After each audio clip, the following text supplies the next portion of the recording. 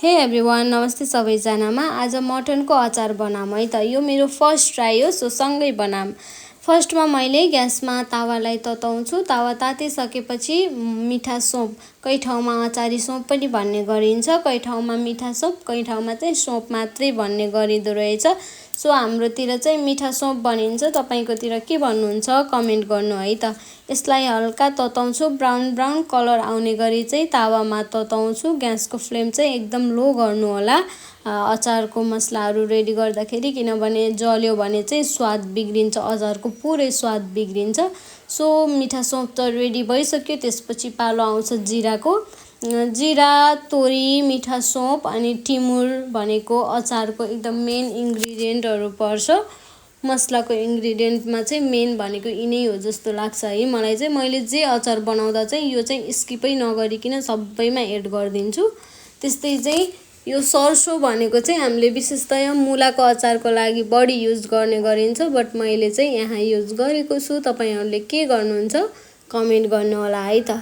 त्यसपछि अर्को आउँछ हाम्रो यो रोस्ट भइसकेपछि हामीले अर्को पनि इन्ग्रिडियन्टहरू एड गरेका छौँ मसला। त जति मिठो मसला भयो, जति मसलाको राम्रो इक्वल रूपमा मसलाहरू भयो, त्यति नै मिठो हुने हो अचार। सो यसपछि मैले टिमुरलाई पनि हल्का तताउँछु, किनभने पिस्नको लागि सजिलो हुन्छ नि त।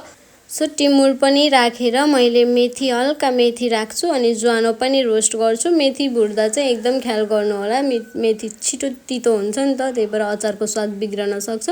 थोरै क्वान्टिटीमा मात्रै मेथी युज गर्नुपर्ने हुन्छ। अनि त्यता अचारको मसला रेडी हुँदै थियो र म यता चाहिँ अदुवालाई राम्रोसँग पखाल पुखुल गर्दैछु। अदुवा माटो मुनि हुन्छ नि त, धेरै माटो हुन्छ।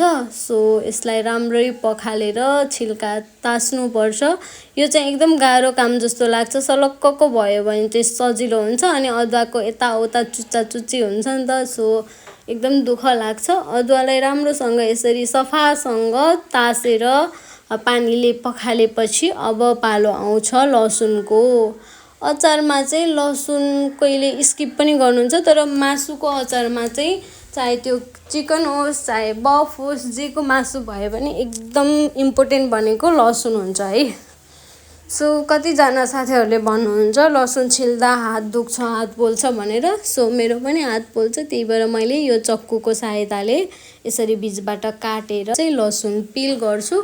लसुन पिल भइसक्यो, अदुवा पनि पिल भइसक्यो। त्यसपछि मैले यसरी लामो लामो आकारमा कट गर्छु। त्यतिकैमा मलाई हेल्प गर्ने बहिनी छन्, मेरो बहिनी।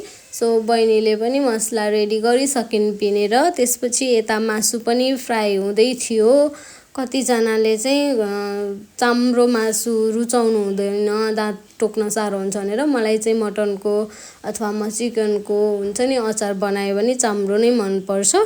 सो यतिकैमा लसुनहरू पनि मैले तारेर रेडी गरेँ, त्यसको पेस्ट बनाउनको लागि लगेँ। पेस्ट पनि भइसक्यो। त्यसपछि मसलाको पालो आउँछ। हामीले पेस्ट गराएको लसुन, अदुवा, खुर्सानीको पेस्ट हामीले मटनमा राख्छौँ। स्वादअनुसार नुन राख्छौँ। मैले चाहिँ यसमा सिरका पनि थोरै राखेको थिएँ, थोरै अमिलो भयो भने अचार मिठो हुन्छ नि त, त्यही भएर यहाँ चाहिँ देखाउन बिर्सेछु भिडियो क्लिपमा। तपाईँले सिरका युज गर्न सक्नुहुन्छ। त्यसपछि मैले अघि पिनेर राखेको मसला पनि हाल्छु। त्यसपछि मजाले मिक्स गर्नुपर्ने हुन्छ। मासुको हरेक दानामा चाहिँ मसला पुग्ने गरी मजाले एकदम स्पिडमा भिडियोमा देखाए जसरी नै स्पिडमा चाहिँ हजुरले मिक्स गर्नु होला। मिक्स भइसकेपछि हाम्रो मटनको अचार रेडी हुन्छ।